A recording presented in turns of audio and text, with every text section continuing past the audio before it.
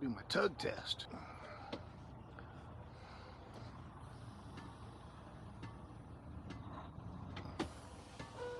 Make sure it's attached. How's it going, everybody? I'm pulling out of Abilene, Texas. Just picked up a load of protein, a bulk load, and so earlier in the week, me and another driver, a new hire for my company, or the company that I work for, took a load of sand into Plano, Texas, which is just north of the Dallas-Fort Worth Metroplex area. Anyways, we got up there and delivered it onto a construction site. And we're on our way back, and we got separated at a street light, at a red light. And he said, well, he said, you go on. He says, I can find my own way back. He was behind me, and he said he was going to stop, find a stop, a place to stop and use the restroom. And we get out of the, or I get out of the Metroplex area and get past Weatherford, Texas, and I'll probably, it might have been an hour later from Plano, right around there. He calls me up and says, well, where you at? I'm on I-20, and I say, well, I'm at just going by the mile marker 376. And he says, oh, well, okay. He says, you're a ways ahead of me. I said, well, what's the matter? He said, well, I stopped at a truck stop at the 406, 30 miles behind me, and pulled through the fuel island, went in, used the restroom, come back out, truck wouldn't start. Battery's dead. Oh, okay. And I asked him, I said, well, can you see if you can get a jump from anybody? Go into the fuel desk and see if they got a set of jumper cables, you know, maybe they'll help you out, seeing you're clogging up a fuel lane.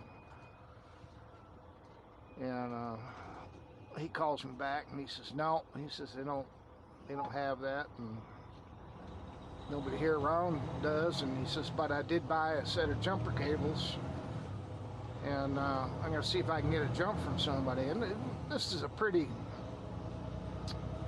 busy truck stop. I don't think they got showers or anything. It's a quick trip. But anyways, so I parked on the side of the road. I got off at I think it was C373. And parked on the side of the service road, and I waited about 20 minutes and gave him a call back, and he said no, he wasn't having any luck on anybody helping him with a jump start. I couldn't believe it. So now, when I say a new hire, this man is not fresh off of a turnip truck or nothing. I mean, he has been driving for 35 years. And he is 69 years old, and he didn't tell me as much, but he wanted to come back part-time, he said, and I figure he's probably just supplementing his Social Security or whatever, you know. I think a lot of people do that, or maybe he got bored with retirement. I don't know, but so anyways, I turned around and drive the 33 miles back to give him a jump, and he says, well, if anybody gives me a jump, I'll keep looking. He says, I'll call you, and that way you can turn around and you don't have to drive all this way back. And nobody would give him a jump. He sat there with his jumper cables hanging out of the side of the truck, all attached. Nobody gave him a jump. Nobody gave him the time of day. 69-year-old man, you know, could have been my grandfather, could have been your grandfather, your dad, or whatever. And I couldn't believe it. You know, even in this day and age, that nobody would give that man a jump start. I mean, when I got there, I hooked up to his truck, took my battery cover off, gave him a jump start.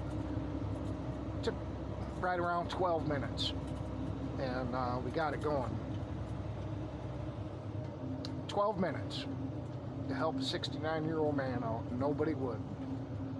I don't know. This is Texas. I don't know. People help each other out, and I still can't imagine it. It's probably a good thing that he wasn't dying of thirst. People might not even give him a drink of water. But the day and age is where you see someone broke down on the side of the road, and about 100% of the time you stop and you ask them if they need something, they always show their cell phone and they say, "Oh, I got someone coming. I got road service coming. I got AAA coming." I pretty much pass a lot of people by. I mean, if they got a flat tire, and try to help them. See them with their hood up. Maybe they need a jump. Here in Texas, it gets so hot, if their car isn't running, it's always a good thing to, I mean, if you got an extra cold bottle of water or something, to at least stop and offer them that. But in a busy truck stop, I guess people were too busy, had more important places to go, I guess. But, yeah, you know, I got to give it to him. 69 years old. Man, I hope I'm as spry as he is when I get that age. And I really do. This place we delivered to in Dallas, and it was a tarped flatbed load. It was super sacks of sand, 17 pallets, and I told him, I said, well, he helped me. I was getting unloaded first, and he's helped me take the bungees off of my tarp and loosened up all the straps. And I got up and I took the tarp off, and the tarp, it's a heavy duty tarp, and well, just one of them weighs 80 pounds. And I told him, I said, well, I'm gonna finish up here with mine. I said, maybe go start on yours, take the bungees off and loosen up the straps, and I'll be over. And I said, let me get up there on top there and get the tarp off. And now look, I finish up with my truck, and I look over, and he's crawled up on top of the trailer, and then gonna hop up on top of the load to peel the tarp off. And I stopped him, but I asked him too. Said, I don't mean nothing by it. I'm sure you've done this stuff 1,000 times, and I hope I'm not overstepping my bounds. But I would prefer if you let me get up on top of the load and peel it off. And he finally agreed. I watched him trying to hop up on them super sacks, and he was struggling at it, but it's just probably got a lot of pride. But yeah, maybe I did overstep my bounds, but I didn't want a 69-year-old man falling off of the top of that truck, especially when it was our first run out with him. Yeah, gotta give it to him though. He's probably seen a lot in his day, that's for sure. I know he's got a lot of stories, and he likes to tell them. Sometimes you just got to be patient and listen. I guess when you get that old, that's all you got. Stories.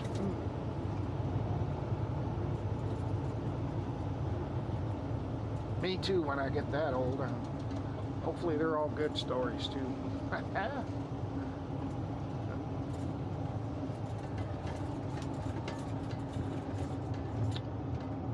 Well, I got about a 2-hour trip back to the shed, so to speak, and that'll be the end of my day.